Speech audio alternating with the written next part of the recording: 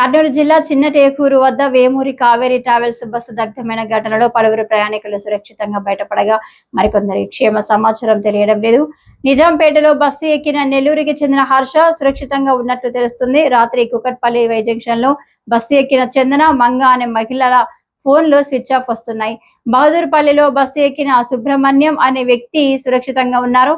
గండి మెసమ్మ చౌరస్తా వద్ద బస్సు ఎక్కిన సత్యనారాయణ ఫోన్ స్విచ్ ఆఫ్ వస్తుంది. హైదరాబాద్ లోని గౌలిదొడ్డికి చెందిన శివ బస్సు ప్రమాదం నుంచి సురక్షితంగా బయటపడ్డారు. చింతల్లో బస్సు ఎక్కిన వేణు ఫోన్ స్విచ్ ఆఫ్ వస్తుంది.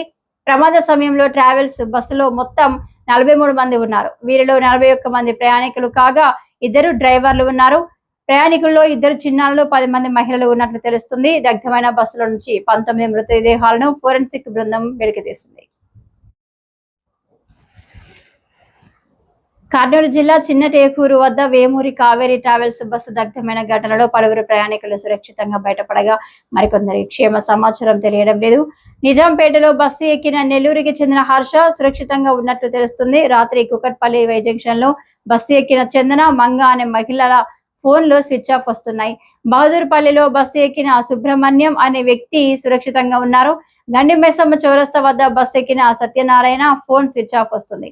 హైదరాబాద్ లోని గౌలిదొడ్డికి చెందిన శివ బస్సు ప్రమాదం నుంచి సురక్షితంగా బయటపడ్డారు. చింతల్లో బస్సు ఎక్కిన వేణు ఫోన్ స్విచ్ ఆఫ్ వస్తుంది.